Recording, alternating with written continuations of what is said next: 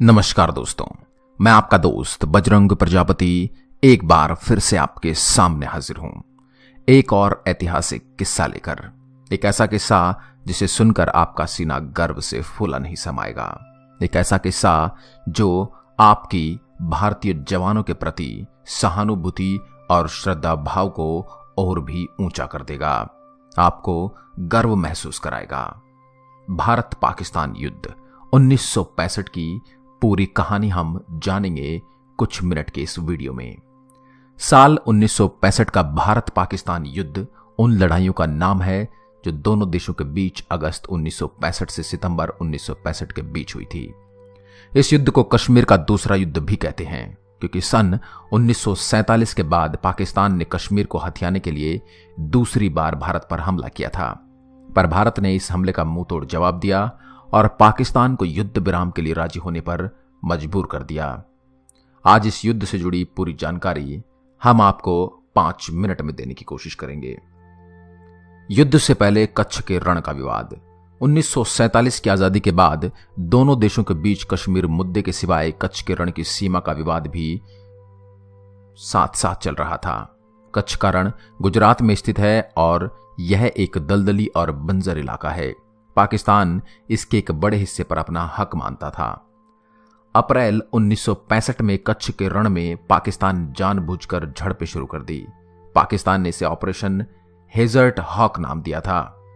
1 जून 1965 को इंग्लैंड के प्रधानमंत्री ने दोनों पक्षों के बीच लड़ाई को रुकवाने का काम किया। अगली कड़ी में शुरू हुआ ऑपरेशन जिब्राल्टर। कच्छ के रण की झड़पों से उत्साहित होकर पाकिस्तान के राजनेताओं ने पाकिस्तान के राष्ट्रपति और सेनाध्यक्ष अयूब खान पर दबाव डाला कि वो कश्मीर पर हमले का आदेश दें। अपने नेताओं के कहने पर अयूब खान ने गुप्त सैनिक अभियान ऑपरेशन जिब्राल्टर का आदेश दे दिया, जिसका उद्देश्य भारतीय कश्मीर में विद्रोह भड़काना था।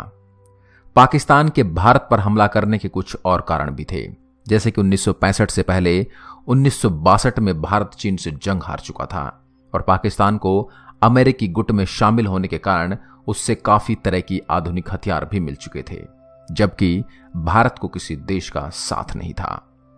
ऑपरेशन जिब्राल्टर के तहत 5 अगस्त 1965 को पाकिस्तान के 25 से 30 हजार सैनिक कश्मीर के स्थानीय लोगों के कपड़े पहनकर भारत के कश्मीर में घुसे ताकि वहां के लोगों को भड़का सकें।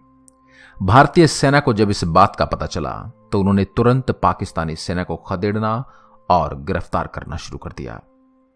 15 अगस्त को भारतीय सेना ने पाकिस्तानी कब्जे वाले कश्मीर में हमला बोला। 28 अगस्त तक भारत पाकिस्तानी कब्जे वाले कश्मीर के 8 किलोमीटर अंदर तक घुस चुका था और भारत ने हाजी पीर दर्रे पर कब्जा कर लिया था।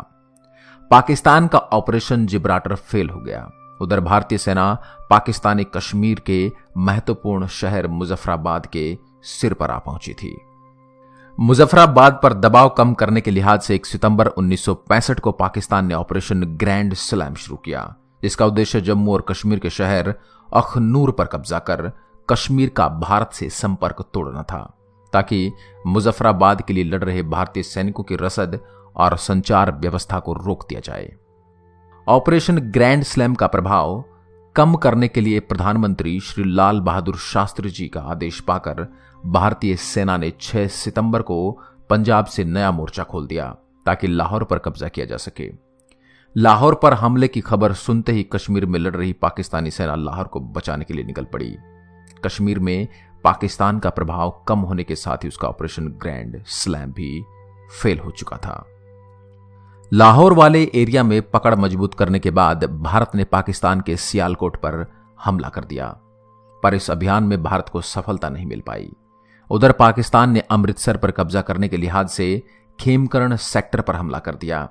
खेमकरण के असल उताड़ गांव में भयंकर लड़ाई हुई, जिसमें पाकिस्तान हार गया। असल उत्तर की लड़ाई में पाकिस्तान के पास 200 से ज्यादा अमेरिकी पेंटन टैंक थे, पर उनमें से 100 से भी ज्यादा भारत द्वारा नष्ट कर दिए गए। यूं कहिए, भारतीय जवानों के हौसले के सामने उनके टैंक भी टिक नहीं पाए। असल उत्तर की इस लड़ाई में ही वीर अब्दुल हमीद पाकिस्तान के 3 टैंक तबाह करके शहीद हो गए थे। हम अब्दुल हमीद की इस शहादत को बार बार नमन करते हैं। यूएन द्वारा दोनों देशों पर युद्ध रोकने का दबाव बढ़ता ही जा रहा था। भारत युद्ध विराम के लिए राजी था, पर लड़ाई तब तक नहीं रोकी जब तक कि पाकिस्तान भी इसके लिए राजी ना हो गया। अतः दोनों देश 22 सितंबर को युद्ध विराम के लिए राजी हो गए। 23 सितंबर की सुबह 3 बजे शास्त्री जी ने देशवासियों को युद्ध बंद होने की जानकारी दी। ताशकंद समझौता। युद्ध विराम के बाद जनवरी 1966 में रूस के ताशकंद शहर में दोनों देशों का समझौता कराया गया, जिसके तहत दोनों देशों को एक दूसरे की जीती जमीन वापस करनी थी।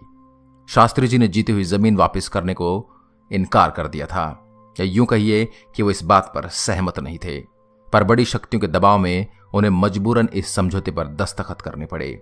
इस समझौते के कुछ घंटे बाद ही उनकी दुखद मृत्यु हो गई। हम लाल बहादुर शास्त्री जी के साहस और उनके योजनाबद्ध तरीके से युद्ध को जीतने की कला को बार बार नमन करते हैं। इसके अलावा भी युद्ध से जुड़ी कुछ बातें हैं जिन पर हम बात कर सकते हैं। नंबर 1, ताशकंद समझौते के तहत फरवरी 1966 तक दोनों देशों की सीमाएं अपनी अपनी जमीन पर वापस चली गई थी।